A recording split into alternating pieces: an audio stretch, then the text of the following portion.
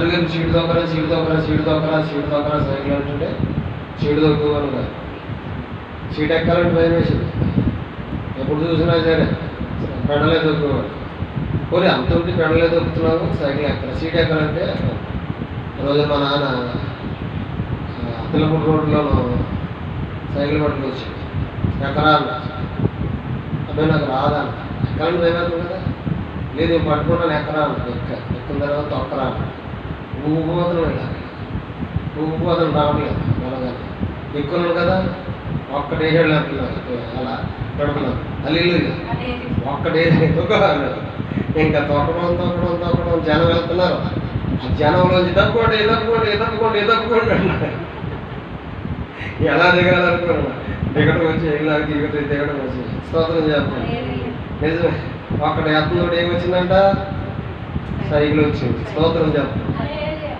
ఒకటి ఎత్తుతోటి దేవ పొద్దున్న ఆ వాక్యం ఎవరికాడే చెప్పాడు. చూసి ఉన్నాడు. అప్పుడు వచ్చింది పడ్డ సిగ్గుపడలేదు నేను రక్షించుకోవా అని అప్పుడు చెప్తున్నాడు వాక్యం. అన్నాడు స్తోత్రం చేస్తాను. ఒకటి అడితేనే కానీ అంట, అదే వైరుగాడు ఉంటేనే కానీ అంటే ఏదో ఒడ్లు నాలుగా అన్నట్టుగా స్తోత్రం చెప్పాలి గట్టిగా.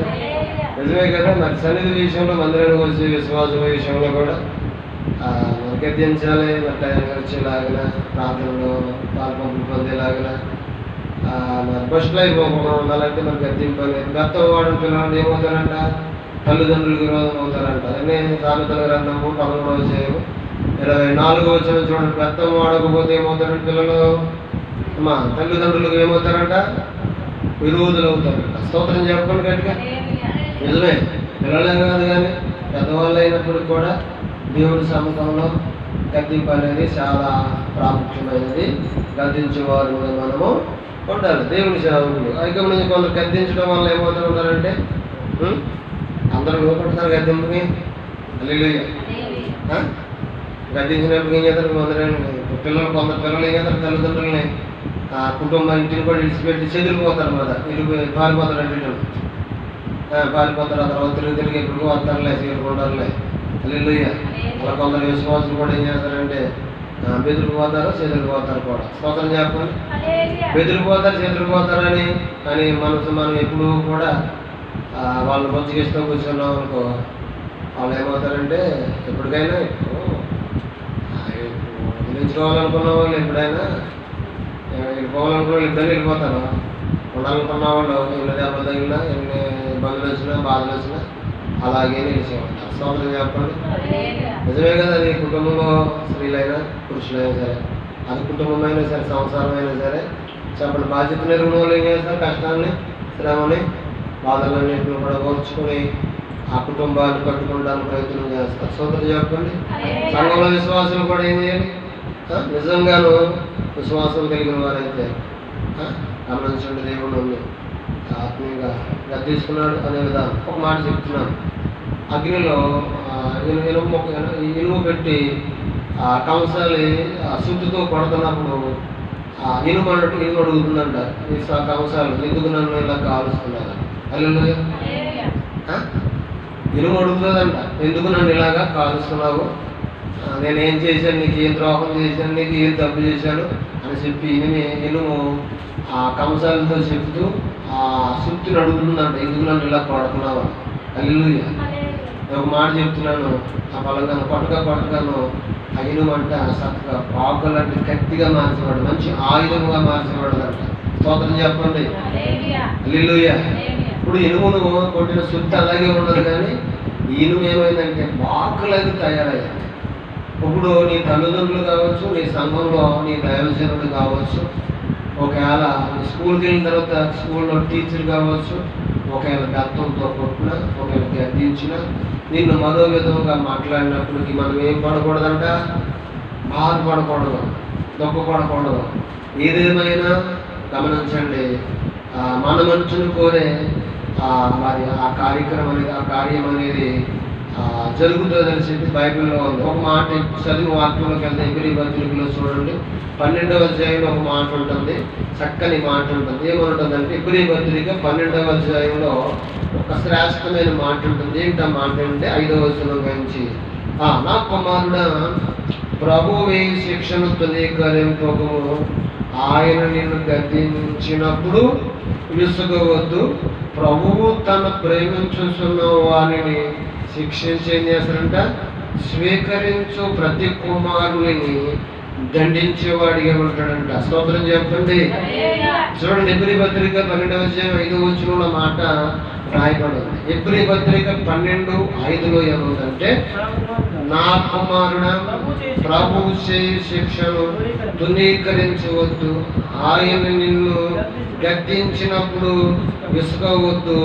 ప్రభువు తను ప్రేమించు వారిని శిక్షించి స్వీకరించు ప్రతి కుమారుని దండించుడంట. అని కుమారునితో సంభాషించినట్లుగా నేను మీతో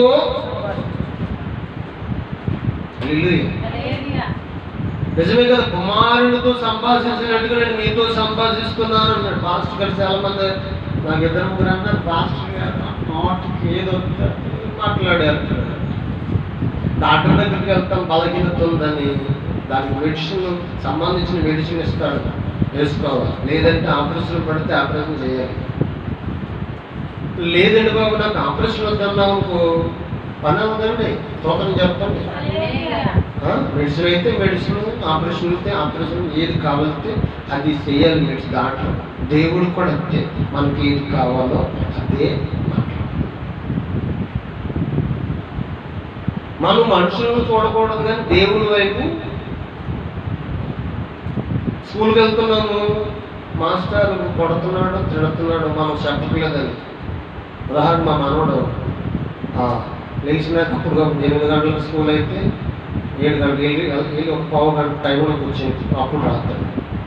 అప్పుడు రాత వస్తుందా? వెళ్ళి ఎప్పుడు రాయాలి? మరి దెబ్బలు రావాలి. దెబ్బలు మాస్టర్ స్కూల్కి వెళ్ళి కొట్టరా అమ్మా, స్కూల్కి వెళ్ళాము కొట్ట. ఇప్పుడు 11 గంటలకు ప్రార్థన అయితే మనం 12 గంటలకు వస్తున్నాం. మనం ఎప్పుడు సిద్ధపడుతున్నాం? మరి అనరా పాస్టర్ గారు, అనరా లేట్గా వస్తున్నారు అనరా? ఏ రోజు చూసినా లేట్గా వస్తున్నాడు అంటున్నాడు ఇలా. మరి అనరా ఏ రోజు చూసినా మరి నన్నే అంటున్నాడు. చక్కగా బరిగా తినేసి వచ్చి పళ్ళు కొట్టుకుంటా వచ్చి అందులో కూర్చొని